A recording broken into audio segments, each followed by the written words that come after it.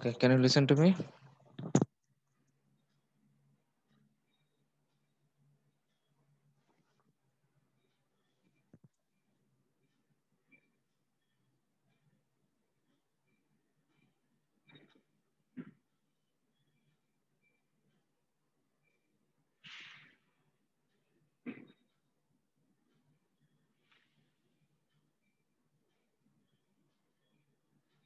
Can you see the slide?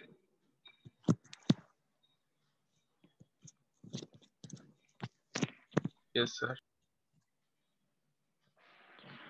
Okay.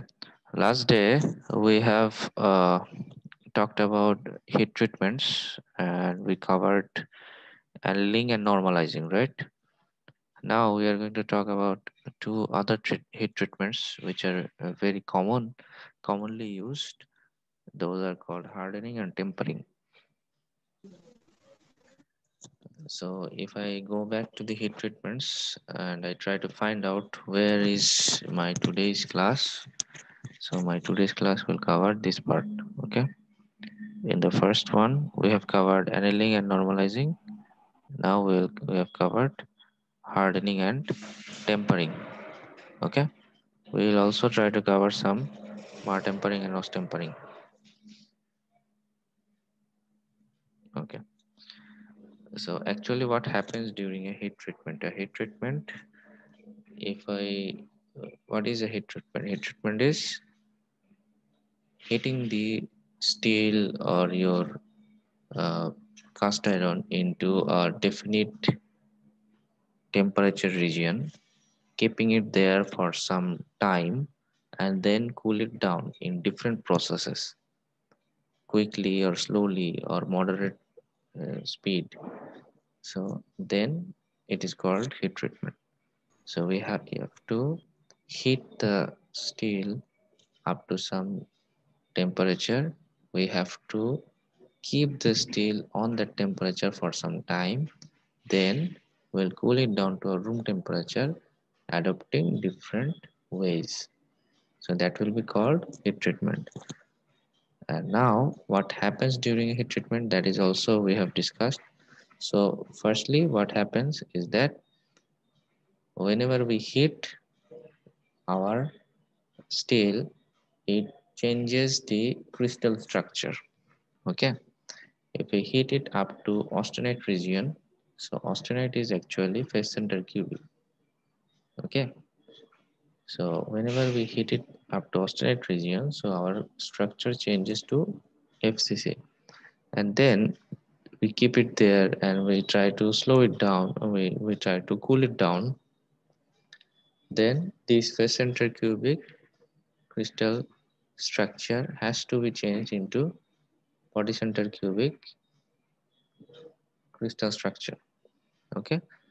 So এই ক্রিস্টালের যে স্ট্রাকচারটা আছে এটা যে চেঞ্জ হয় এই চেঞ্জটাই অ্যাকচুয়ালি আমার অনেকগুলো প্রপার্টি চেঞ্জ করে দেয়।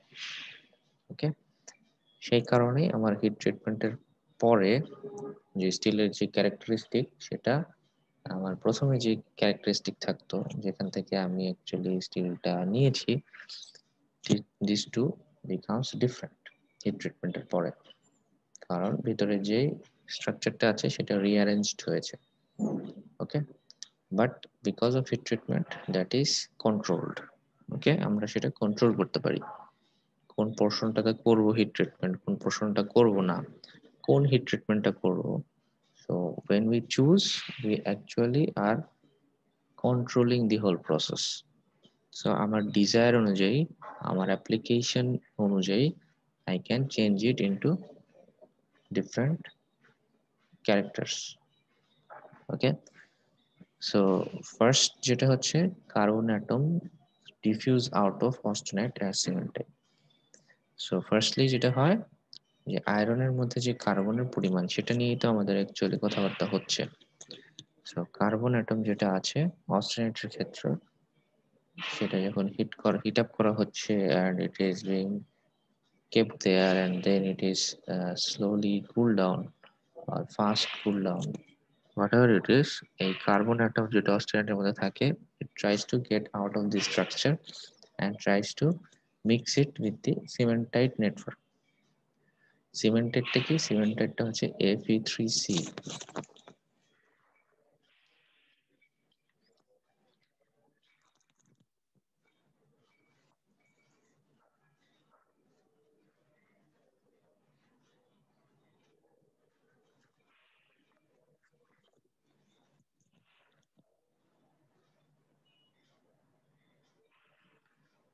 আমার যে যেটা ছিল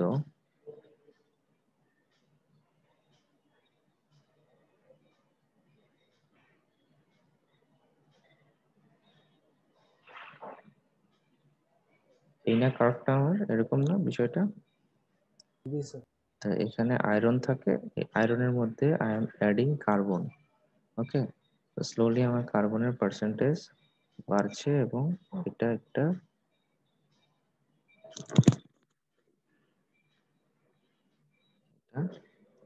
সিমেন্টাইটে পরিণত হচ্ছে, রাইট?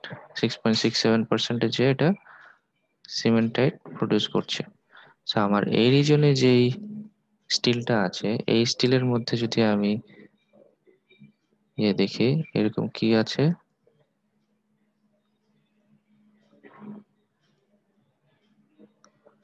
রাইট? এটার মধ্যে কি আছে? এটার মধ্যে আবার অস্ট্রেলিয়ার মধ্যে বিভিন্ন জায়গায় কার্বন রয়েছে, right? Carbon, carbon. Okay, so কি করতে চায়? কোনটাতে কার্বন আছে, কোনটাতে আছে। So what we are going to do that, যখনই আমার হিট ট্রিটমেন্ট করা হচ্ছে, this heat treatment, these carbons tries to come out and tries to mix with the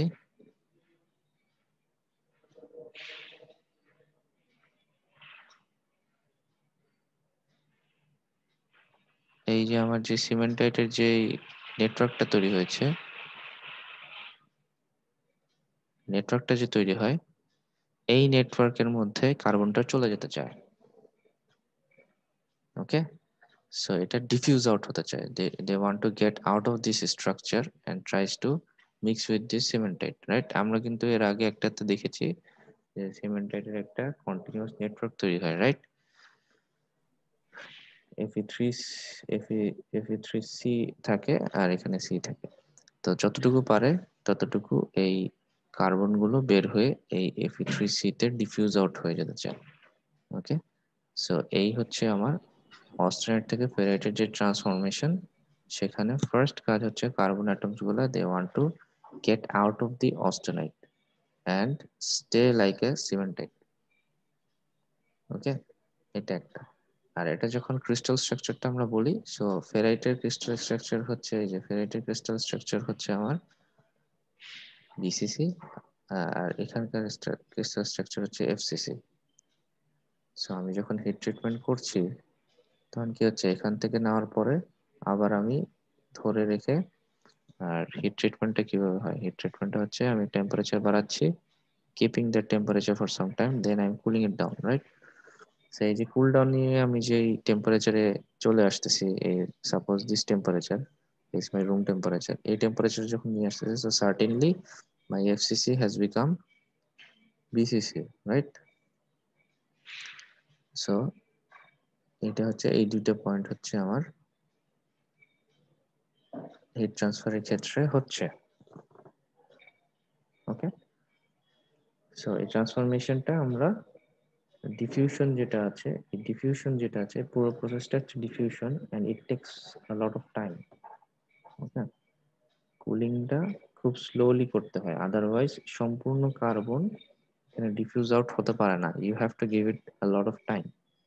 ওকে, যেটা আমরা নর্মালাইজিং এর সময় দেই। নর্মালাইজিং কি ছিল? নর্মালাইজিং ছিল টেম্পারেচার বাড়াবো, ধরে রাখবো, এবং সেটা যে ফার্নেসে আমি গরম করছি সেই ফার্নেসেই সেটাকে আমি রুম টেম্পারেচারে আনবো। সো একটা ফার্নেসের টেম্পারেচার যদি 700 ডিগ্রি পর্যন্ত তোলা হয় এবং সেটাকে যদি ঠান্ডা করতে দেওয়া হয়, it will take a lot of time to actually come into room temperature. Okay, say furnace cooling হওয়ার কারণে ফার্নেসটাকে ঠান্ডা হতে হবে, and then your steel will be in room temperature, so it will take time. So এই টাইমটা allow করা হয় নর্মালাইজিং এ, যার কারণে সবসময় নর্মালাইজিং এ এই একটা কন্টিনিউয়াস নেটওয়ার্কের মধ্যে মোটামুটি সবগুলো কার্বনই আমার এই অস্টেনাইট থেকে বের হয়ে এসে সিমেন্টেড নেটওয়ার্কে মিক্স হতে পারে। Okay, but if this rate is fast, then what happens? এটা যদি ফাস্ট করা হয়, দেন insufficient time for carbon atoms to diffuse out of austenite. So austenite থেকে বের হওয়ার জন্য কার্বন প্রপার টাইমিং পায় না। So what happens? It is trapped in the austenite structure. Okay, so it is trapped in the austenite structure, and that is why this austenite cannot be transformed into ferrite.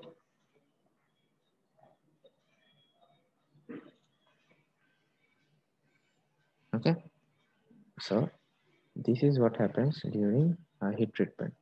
Heat treatment এ যদি আমি time allow করি কুল ডাউনের, cooling curve যদি আমার slow হয়, then all the carbons will be diffused out from the austenite region and it goes into the cementate network. And if it is very fast, then it is trapped inside the austenite and and cannot be transformed into ferrite. Okay, বুঝা গিয়েছে? Yes, sir. Okay, so normalizing and annealing তো আমরা পড়েছি। So এখন আমরা কি করব? এখন আমরা করছি হার্ডেনিং। সো হার্ডেনিংটা কি? হার্ডেনিংটা হচ্ছে I have to heat the steel over the upper critical temperature 50 degree Celsius above the upper critical temperature. এটা হচ্ছে হাইপো, এটা হলো hypoeutectoid steel, and 50 degree Celsius above the lower critical temperature for the hypereutectoid steel. Okay, so যেই normalising এ যেটা ছিল এখানেও সেটাই, sorry annealing এ যেটা ছিল এখানেও সেটাই।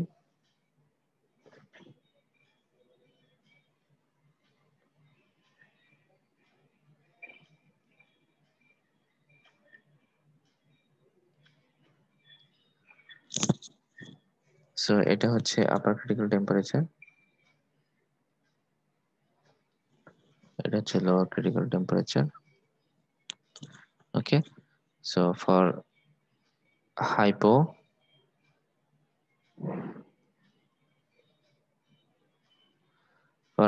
you have to go 50 degree Celsius above it, 50 degree সেলসিয়াসের উপরে we have to heat it up. Okay, suppose this is the region, and for hypereutectoid steel it has to be here. Okay, so hardening এর ক্ষেত্রে এটা কিন্তু আমার annealing এর সাথে মিলে যাচ্ছে। অ্যানিলিং এর ক্ষেত্রে কি হয়? 30 ডিগ্রি সেলসিয়াস আপার, এখানে হচ্ছে 50 ডিগ্রি সেলসিয়াস আপার। ওকে, অ্যানিলিং এর ক্ষেত্রে হচ্ছে 30 ডিগ্রি আর নরমালাইজিং এর ক্ষেত্রে হচ্ছে 50 ডিগ্রি সেলসিয়াস। ওকে, সো অ্যানিলিং এর ক্ষেত্রে যেটা হয় আমার আপার ক্রিটিক্যাল টেম্পারেচার লোয়ার ক্রিটিক্যাল টেম্পারেচারের উপরে 30 ডিগ্রি, হার্ডেনিং এর ক্ষেত্রে 50 degree Celsius above upper critical and lower critical temperature. Then what happens? Then annealing কি হয়? Annealing কিন্তু আমার slow cooling rate. Okay, but in this case it's a fast cooling rate. Okay, fast, খুব quickly আমি এটাকে cool down করব। So আমার যদি কুলিং কার্ভ যদি আমি আঁকি হিট ট্রিটমেন্টটা, এখানে হচ্ছে টেম্পারেচার আর এখানে হচ্ছে টাইম। সো কি হবে? আমার টেম্পারেচার আপ ডাউন হচ্ছে, সেখানে থাকছে কিছুক্ষণ। আমার যদি নরমালাইজিং বলি, অ্যানিলিং বলি, তাহলে কি হয়? সাপোজ এরকম অনেক টাইম নিয়ে এটা হয়, but in this case it will be drastic. So এটা স্ট্রেট এত টাইম নেবে না, এটার থেকে এটা বেশি টাইম নেবে না। So this will be my hardening and this will be my annealing or normalising, যেটাই বলে স্লো কুলিং রেট।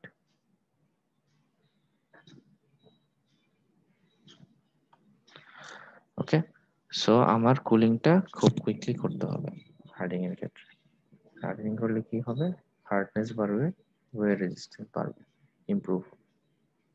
ওকে, আমরা কি এটা বুঝতে পেরেছি?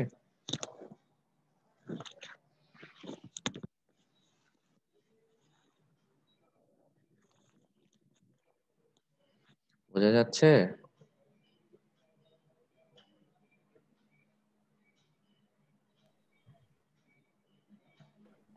Yes, sir. जी सर।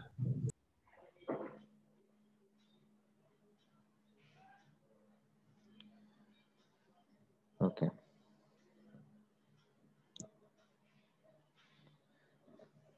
সো আবার ওটাই আবার আসছে।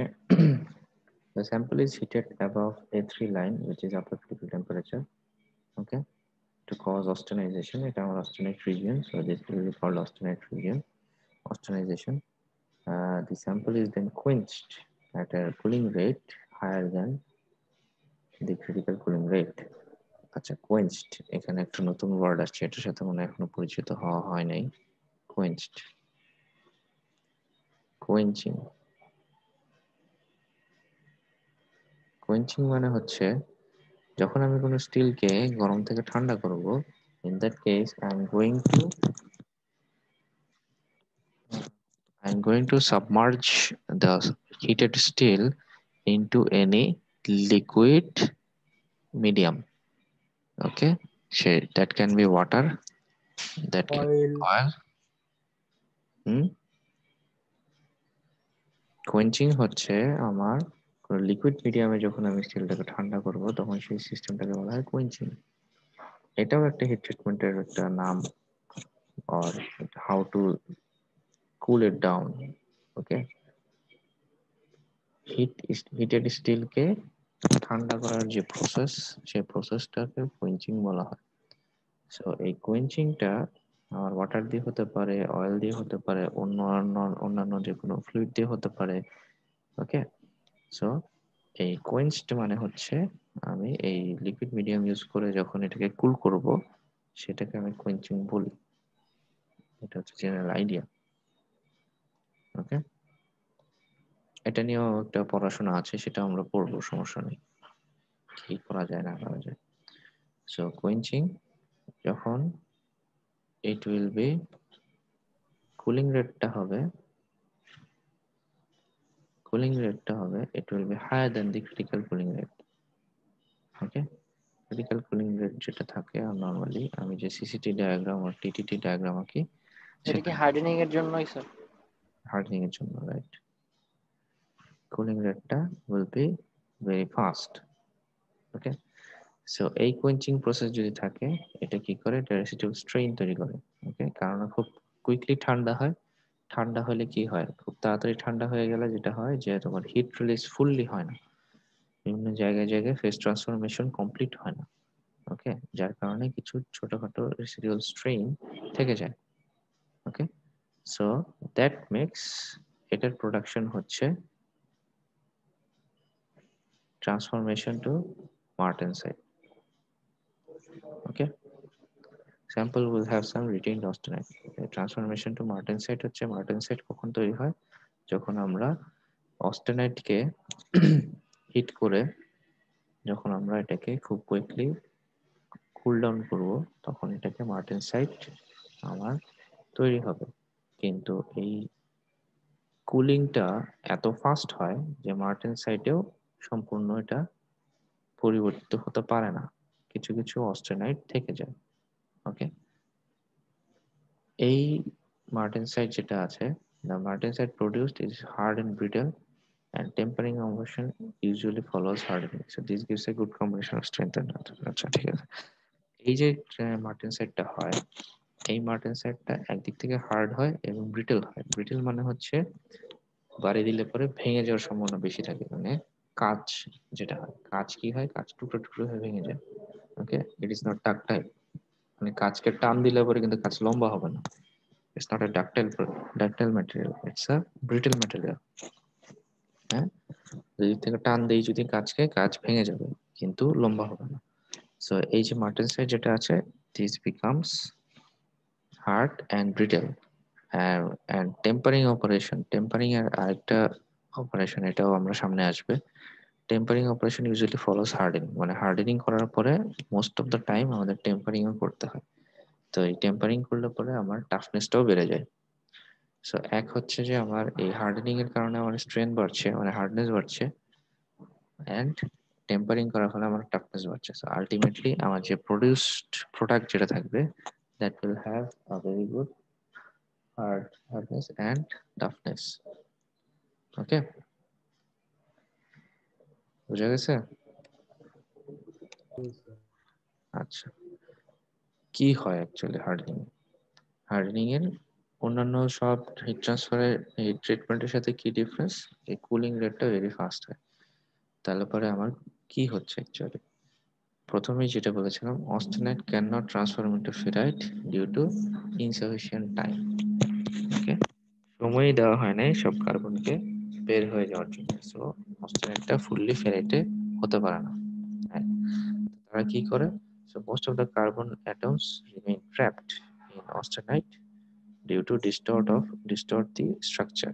তোমার স্ট্রাকচার চেঞ্জ হতে হতেও ফুললি ট্রান্সফরমেশন হয়নি, যার কারণে কার্বন অ্যাটম গুলো আটকে থাকে।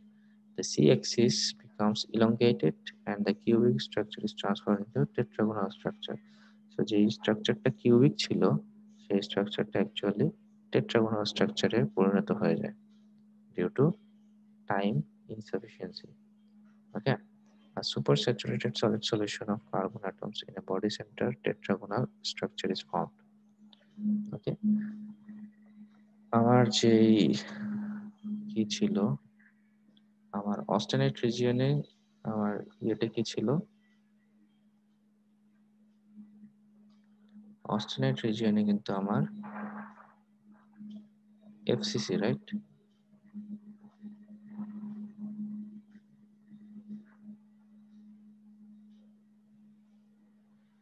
এফসিসি না, এফসিসি কি ফেস সেন্টার কিউবিক। সো এই ফেসটা যদি আমি চিন্তা করি,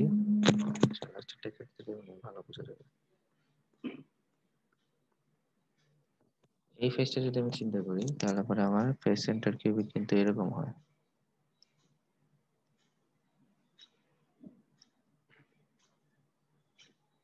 এরকম থাকে না?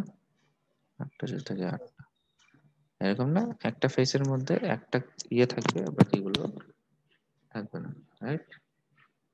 খুব সম্ভবত এরকম, বিষয়টা অনেকটা এরকম, রাইট? এক একটা ফেসের মাঝখানে একটা করে থাকবে। সো তার সেখান থেকে আমি বডি সেন্টার কিউবিকে ট্রান্সফার হচ্ছি, বাট হতে পারি নাই। সো আমার এই জিনিসটা কি হয়, আমার এই জিনিসটা চেঞ্জ হয়ে এটা বডি সেন্টার কিউবিকের জন্য এই যে সি যে এক্সিসটা আছে, এটা লম্বা হয়ে যায়। ওকে, এটা কিউবিক থাকে না, এটা তখন একটা টেট্রাগোনাল একটা পজিশনে চলে আসে। বডি সেন্টার কিউবিকও হতে পারে না, আবার ফেস সেন্টার কিউবিকও থাকে না। তো সে কি হয়ে যায়, সে হয়ে যায় একটা টেট্রাগোনাল সিস্টেম, যেটা আবার বডি সেন্টার টেট্রাগোনাল স্ট্রাকচারে চলে আসে। ওকে, বুঝা গেছে? এর পরবর্তীতে এই ছবি আছে, ছবিটা দেখলে বোঝা যাবে। সো না সে থাকতে পারতেছে এফসিসি, না সে পরিণত হতে পারতেছে বিসিসি তে, সে কি হয়ে যাচ্ছে, সে হচ্ছে বিসিটি তে। ওকে, এখন এই যে ফরমেশনটা তৈরি হয়েছে, এইটাকেই বলা হয় মার্টেনসাইট। ওকে, হার্ডেনিং এর কারণে মার্টেনসাইট তৈরি হয়।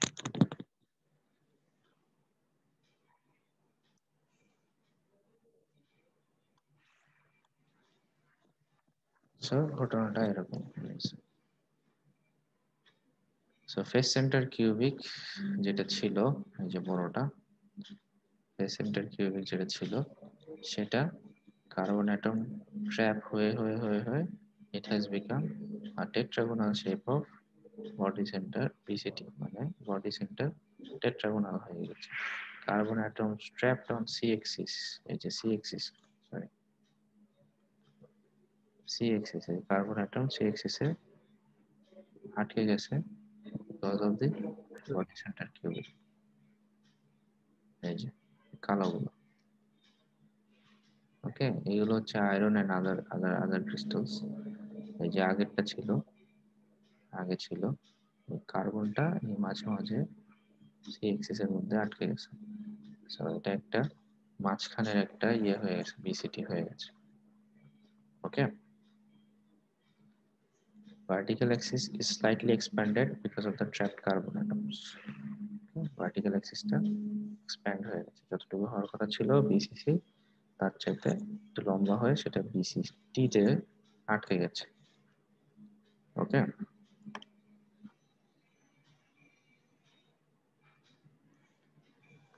হ্যাঁ, ওকে। So the highly distorted lattice structure is the prime reason for high hardness and brittleness of the martensite. So lattice structureটা যেটা আছে, যেটা আমার বললাম যে এক্সপ্যান্ড হয়ে গেছে, this expansion is actually contributing to the hardness. Okay, the hardening অপারেশনের মধ্যে 100% ফুল মার্টেনসাইটিক স্ট্রাকচার যদি থাকে, তাহলে পরে আমি মানে ম্যাক্সিমাম হার্ডনেস পাবো যদি মার্টেনসাইটে আমি পরিণত করতে পারি। ওকে, so minimum cooling rate that is required to produce a full martensitic structure is called critical cooling rate. 100% মার্টেনসাইট যদি রাখতে হয় তাহলে পরে যে কুলিং রেটটা আমার দরকার, সেই কুলিং রেটটাকে বলা হবে critical cooling rate. Since atoms of martensite are less densely packed than the austenite, an expansion occurs during the transformation. So আমার এখানে যেহেতু expand হয়েছে, so it takes more space, so that is why এই ট্রান্সফরমেশনটা আচ্ছা BCT, আচ্ছা একটা যে কয়টা অ্যাটম আমার বিসিসি তে থাকতো টেট্রাগোনালে, সেই কয়টা অ্যাটমই থাকে, বাট আমার কিন্তু ওই কিউবের চেতে আমার কিন্তু আর্মের সংখ্যা বেড়ে যায়, তাই না? So that is why this expansion can be taken into place. So martensite দেখতে কিরকম হয়? মার্টেনসাইট দেখতে হয় পাইল অফ স্ট্র এর মতো। ওকে, নিডল পাইল অফ স্ট্র।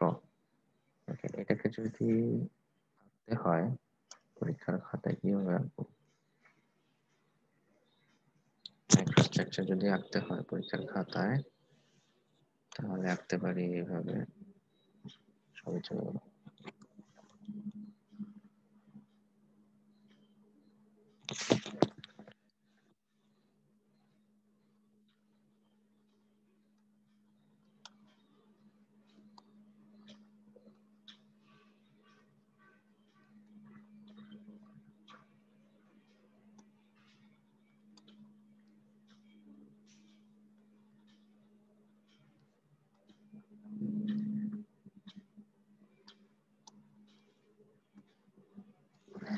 মোটামুটি এরকম আঁকলে আরো আরো হবে, মানে এত সাদা অংশ থাকে না, you can see.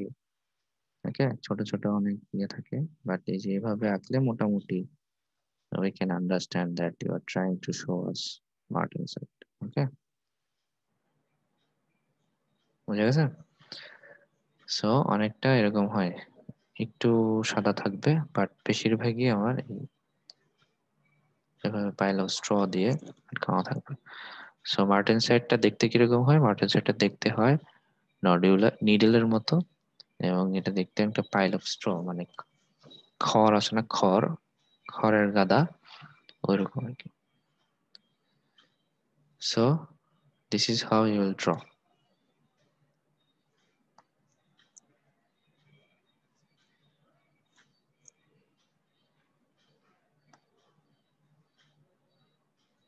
Okay,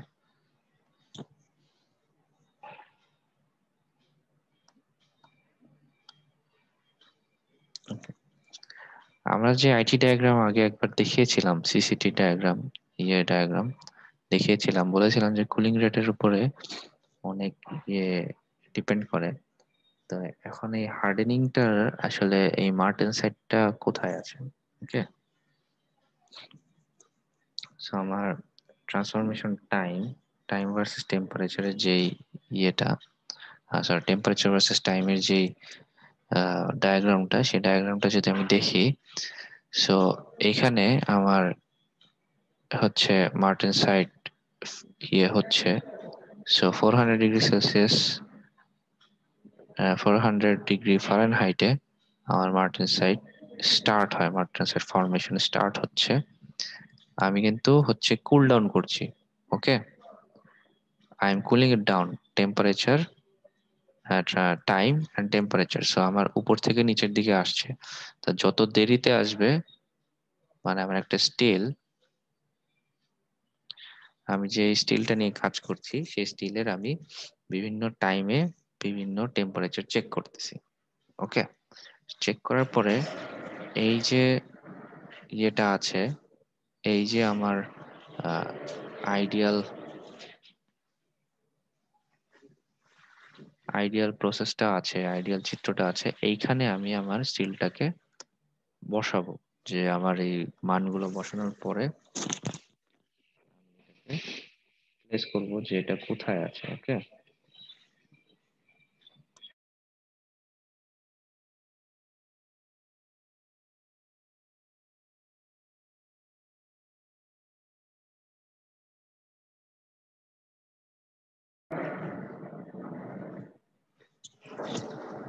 okay, so আমি এখানে আমার এই টাইমের সাথে টেম্পারেচারের ড্রপ সেটা দেখব।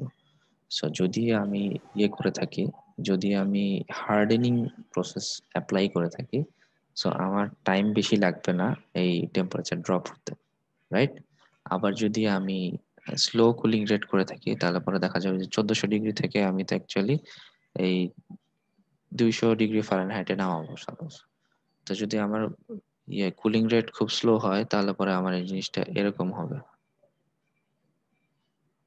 রাইট, যত বেশি সময় নেবে। আবার যদি মডারেট হয় তাহলে পরে আমার এটা এরকম হবে, রাইট। জি এটা কিন্তু আমার ফিক্সড, এই ইয়েটা, এই ফিগারটা ইজ ফিক্সড। সো আমি এখানে আমার যে স্টিলের যে কাজ করছি সেটার আমি ভ্যালু বসাচ্ছি। সো যদি আমি হার্ডেনিং করে থাকি তাহলে পরে আমার এত সময় লাগবে না, রাইট, এখানে তো সময়, সো সময় লাগবে না, তার মানে খুব তাড়াতাড়ি হবে, right. So this is my actually, এটা হবে আমার স্টিল যেটা হার্ডেন করছি। তো কি হচ্ছে, আমার একটা টেম্পারেচারে যে মার্টেনসাইট ফর্মেশন শুরু হবে, ওকে, এই টেম্পারেচারে মার্টেনসাইট ফর্মেশন হয়।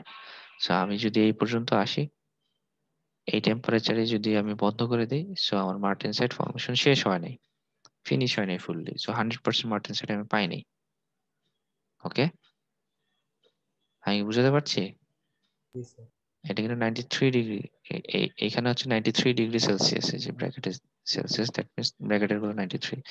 সো এটা যদি আমার তাহলে ধরে নেই এটা কত হবে, এটা হবে আমার 25 ডিগ্রি, ওকে, 25 ডিগ্রি, ওকে। সো এই 25 ডিগ্রি পর্যন্ত না নামা পর্যন্ত আমি কিন্তু মার্টেনসাইটিক ফর্মেশন আমার শেষ হবে না। সো এটা হচ্ছে আমার মার্টেনসাইট ফর্মেশন স্টার্ট, এটা হচ্ছে আমার মার্টেনসাইট ফর্মেশন ফিনিশ, ওকে। সো আমি যদি এইখানেই থেমায় দিই, মানে 60 ডিগ্রি সেলসিয়াস পর্যন্তই রেখে দিই, সো 100% মার্টেনসাইট আমার ফর্মেশন শেষ হবে না ওই স্টিলটার জন্য। সো আমার বিভিন্ন স্টিলের জন্য, বিভিন্ন টাইমের জন্য আমার কিন্তু ফেজ চেঞ্জটা I can see how my phase is going to change. So এই স্টিলটা যদি আমি চিন্তা করি যে আমি নর্মালাইজিং করলাম বা অ্যানিলিং করলাম, একই স্টিল একই কার্বন বাট ডিফারেন্ট টাইম নিয়েছে। সো কি হবে, সে ফার্স্টে অস্টেনাইট পারলাইট হবে, ওকে। সে অস্টেনাইট পারলাইট হয়ে যেতে যেতে যেতে যেতে সে অস্টেনাইট প্লাস পারলাইটের সলিউশন থেকে আর বের হয়ে আসতে পারবে না, সে শুধু পারলাইট হতেই পারবে না, সে ওই একটা সলিউশন দিয়েই আমার টাইম শেষ হয়ে যাবে, ওকে। আবার যখন এইটা চিন্তা করব, এইটা যদি চিন্তা করি তাহলে কি হচ্ছে, আমার কুল হচ্ছে, ফার্স্ট অস্টেনাইট পারলাইটের সলিউশন বের হচ্ছে, দেন এগেইন আমার মার্টেনসাইট ফর্মেশন হচ্ছে, দেন আবার মার্টেনসাইট শেষ হচ্ছে। সো এখানে অনেকগুলো ফেজ চেঞ্জ আছে। আমি কি এই ফিগারটা বুঝাইতে পারলাম, এই ফিগারটার কি ইম্পর্টেন্স? জি স্যার। ওকে, সো এই ফিগারটার উপরই অ্যাকচুয়ালি ডিপেন্ড করে যে আমার মার্টেনসাইট ফর্মেশন কখন শুরু হবে, কখন শেষ হবে, এবং আমার স্টিলটা অ্যাকচুয়ালি কোন কোন ফেজের মধ্যে দিয়ে যাচ্ছে। এই ডায়াগ্রামটাকে বলা হচ্ছে আইটি ডায়াগ্রাম, এটা হচ্ছে temperature transformation diagram. Sir Marten সাইটের নিচে যে হোয়াইট প্লেসটা ওইটাই কি মার্টেন সাইট? মার্টেন সাইট যে লেখাটা? এটা না স্যার, নিচে নিচে মার্টেন সাইট লেখা আছে, মার্টিন ওটা সাইড রেক্টেঙ্গেল একটা হোয়াইট হুম, প্লেস আছে। এই পুরো রিজিয়নটাই মার্টেন সাইট। ওকে, এই পুরো রিজিয়নটাই মার্টেন সাইট, স্টার্ট হয়েছে ফিনিশ হয়েছে পুরো রিজিয়নটাই মার্টেন সাইট, এই জন্য মার্টেন সাইট মাঝখানে লিখে দিই। ওকে, স্যার নিচের হোয়াইটটা স্যার, যে 0 ডিগ্রির সাথে যে, শেষ মার্টেন সাইটিক ফরমেশন শেষ। Okay sir. ঠিক আছে, মার্টেন সাইটিক ফরমেশন শেষ। এটা ওটা তোমার আর কোনো ট্রান্সফরমেশনাল ফেজ নাই, মানে তোমার আর নতুন কোনো কিছু তৈরি হচ্ছে না। ওকে, জি স্যার। তো অ্যাকচুয়ালি তোমার মজার জিনিস যেটা হচ্ছে, মজার জিনিস হচ্ছে তুমি যদি এই জিনিসটাকে তুমি যদি কুল ডাউন করে এখানে এসে থেমে যাও, then nothing is going to change. Okay, room টেম্পারেচারে যদি না নেওয়া পর্যন্ত কোনো কিছুই চেঞ্জ হচ্ছে না অ্যাকচুয়ালি। তুমি কি করলা, তুমি অস্টেনেট রিজিয়ন পর্যন্ত তুমি হিট আপ করলা, হিট আপ করার পরে সেটাকে তুমি ওখানে তো অনেকক্ষণ রাখলা, রাখার পরে তুমি আবার যখন কুল ডাউন করলা, কুল ডাউন করার সময় তুমি কোনোভাবে কন্ট্রোল করে এটাকে 600 ডিগ্রি সেলসিয়াসে বসায় রাখছো। ঠিক আছে, সো তোমার ওই অস্টেনাইট থেকে তোমার যে কুল ডাউন হওয়ার কারণে যে ইয়েটা চেঞ্জ হওয়ার কথা, সেই চেঞ্জটা কিন্তু হবে না unless you reach this temperature. বুঝাতে পেরেছি? স্যার আরেকবার। আরেকবার। আচ্ছা, এখানে তো আমি দেখাচ্ছি যে প্রত্যেকবারই, মানে এটা কখনো প্র্যাকটিক্যালি সম্ভব না, তাও আমি বলার খাতিরে বলছি যে আমার কিন্তু হিট ট্রিটমেন্ট করার পরে প্রত্যেকটা স্টিলকেই আমি কি করছি, I am taking it back to my room temperature, right? কখনো ফার্নেসে ঠান্ডা করতেছি, কখনো বাইরে বাতাসে ঠান্ডা করছি, কখনো পানির মধ্যে ঠান্ডা করছি, যেখানেই হোক রুম টেম্পারেচারে নিয়ে আসতেছি। ওকে, সো আমার এইখানে এই ট্রান্সফরমেশন ডায়াগ্রামটা কি করে, ট্রান্সফরমেশন ডায়াগ্রামটা আমাকে শো করে যে কি কি ফেজের মধ্যে দিয়ে আমার ওই জিনিসটা পার হচ্ছে। ওকে, কি কি ফেজের মধ্যে দিয়ে আমার ওই জিনিসটা পার হচ্ছে। So, আমার যদি এই স্টিলটা চিন্তা করি, এই স্টিলটা একবার অক্সাইড পার্লাটের কম্বিনেশন হয়, তারপর সেই কম্বিনেশন যে আবার মার্টেন সাইট তৈরি হয়, আর তারপর যে মার্টেন সাইট শেষ হয়। ওকে, সো মার্টেন সাইটে যাওয়ার আগে সে অস্টেনেট পারলাইটের একটা সলিড সলিউশনের তৈরি হয়ে দেন সে মার্টেন সাইট হয়। আর এখানে কিন্তু এই অস্টেনেট পারলাইটের কোনো চক্কর নাই, সে সরাসরি মার্টেন সাইট হতে পারে যদি সে রুম টেম্পারেচার পর্যন্ত আসে। এখন আমার প্রশ্ন হচ্ছে, যদি সে রুম টেম্পারেচার পর্যন্ত না আসে, মানে তুমি যদি এই 600 ডিগ্রি সেলসিয়াসে সেই স্টিলটাকে ধরে রাখতে পারো, ওকে, 600 ডিগ্রি সেলসিয়াসে যদি সেই স্টিলটাকে রাখো, সো দ্যাট মিনস তুমি হিট ট্রিটমেন্ট করলা, বাট তোমার কোনো চেঞ্জ হইলো না, স্ট্রাকচারে সে কোনো কিছুই চেঞ্জ, পেলাম না। হ্যাঁ কিছুই হলো না, জাস্ট একটা কি হিটেড অস্টেনাইটি রয়ে গেল। ওকে, so this is why this temperature and this uh, বলি এই structure important. If you have to change something, then you at least have to come down to this temperature. এটা হচ্ছে এই কুলিং রেটের ক্ষেত্রে, কিন্তু তুমি যদি আরেকটু স্লো কুলিং করে নিয়ে এখানে আনো, তাহলেই কিন্তু তুমি অস্টেনেট পারলাইটের ইয়ে পাচ্ছ, সলিড সলিউশন পাচ্ছ। এখানে আনো Sir, you are not audible. Same টেম্পারেচারে যদি আমি কুলিং রেট আরো স্লো করে দেই, তাহলেও কি হচ্ছে, তাহলে পরে কিন্তু আবার আমি অস্টেনেট পারলাইটের একটা মিক্সচার পাচ্ছি। ওকে, আরো স্লো করে দিলে আরো বেশি পার্সেন্টেজের অস্টেনেট পারলাইটের মিক্সচার পাচ্ছি, আরো স্লো করে দিলে আরো বেশি পার্সেন্টেজের অস্টেনেট পারলাইটের মিক্সচার পাচ্ছি। Okay, I am getting close to the pearlite. So to achieve pearlite, okay, to achieve perlite, you can understand that your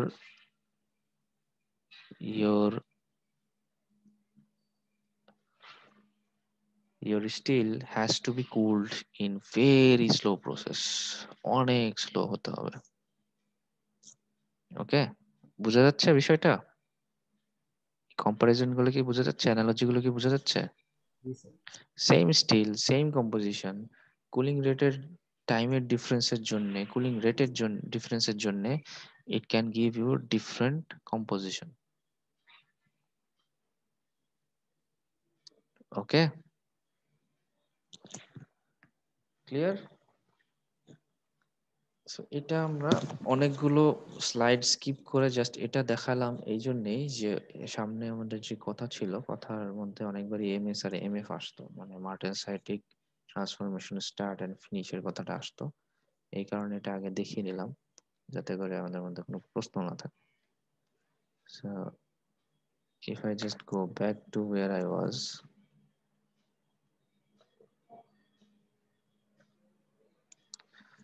এখানে যদি আসি, এই যে starts at ms temperature and ends at mf temperature, Martensite starting formation starting temperature and Martensite formation finishing temperature. Okay, so we'll discuss from this slide in the next class. Up to now, if you have any question, you can ask.